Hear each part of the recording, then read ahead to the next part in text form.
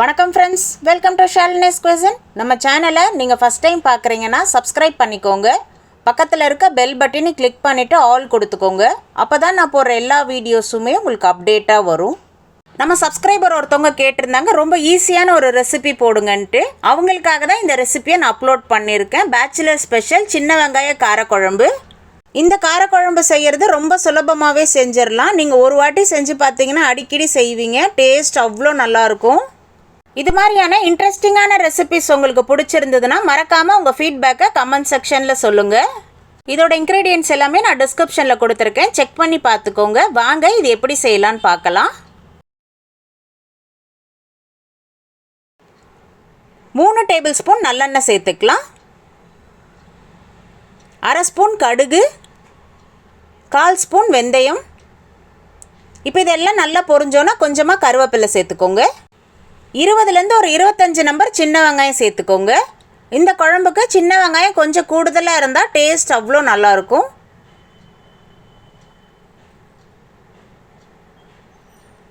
ஒரு ஃபுல் பூண்டு சேர்த்துக்கலாம். இப்போ சின்ன வெங்காயம் பூண்டுமே இந்த நல்லெண்ணெயில் நல்லா வதங்கணும்.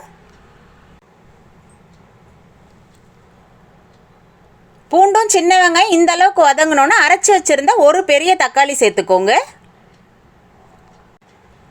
தக்காளியோட பச்சை வாசனை போகிற வரைக்கும் எண்ணெயிலேயே நல்லா வதக்கி விடலாம். இப்போ தக்காளி இந்த அளவுக்கு எண்ணெய் பிரிஞ்சு வர வரைக்கும் நல்லா வதக்கி விடணும். இப்போ இந்த குழம்புக்கு தேவையான மசாலா சேர்த்துக்கலாம். 1/4 ஸ்பூன் மஞ்சத்தூள், 1/2 டேபிள் ஸ்பூன் குழம்பு மிளகாத்தூள், 1 ஸ்பூன் தனியாத்தூள், 1 ஸ்பூன் சில்லி மிளகாத்தூள் சேர்த்துக்கோங்க.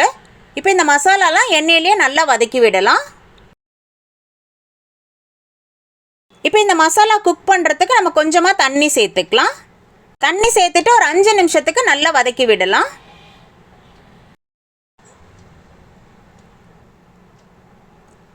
மசாலாலாம் இந்த அளவுக்கு குக் ஆனதுக்கு அப்புறமா ஒரு பெரிய எலுமிச்சப்பழ சைஸ் புளியை கரைச்சி எடுத்துக்கலாம். இப்போ கரைச்சி வச்சுருந்த புளி கரைசலை சேர்த்துக்கோங்க.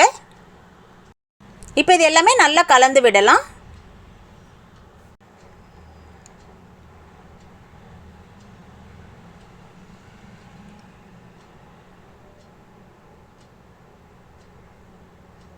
இப்போ இந்த குழம்புக்கு தேவையான கல்லுப்பு சேர்த்துக்கோங்க.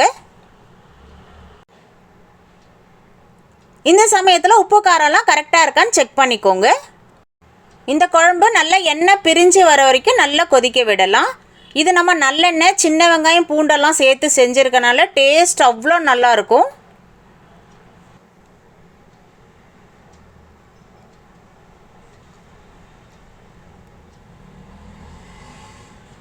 நடுவில் இந்த மாதிரி நல்லா கலந்து விட்டுக்கோங்க. ஒரு 2-3 டைம் கலந்து விட்டாலே போதும்.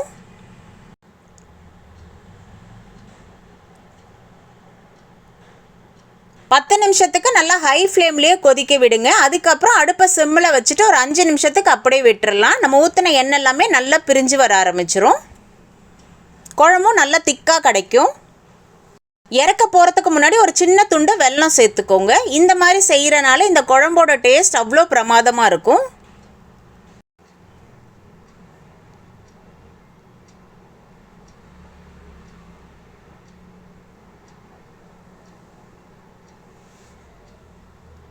நம்ம ஊற்றின எண்ணெய் எல்லாமே நல்லா பிரிஞ்சு வந்துடுச்சு. குழம்பு நல்லா பர்ஃபெக்டாக ரெடி ஆயிடுச்சு பாருங்கள். அவ்வளோதான், நல்லா சூப்பராக ரெடி ஆயிடுச்சு பாருங்கள் சின்ன வெங்காய காரக்குழம்பு. இதோட டேஸ்ட் அவ்வளோ நல்லாயிருக்கும். கண்டிப்பாக ட்ரை பண்ணி பாருங்கள்.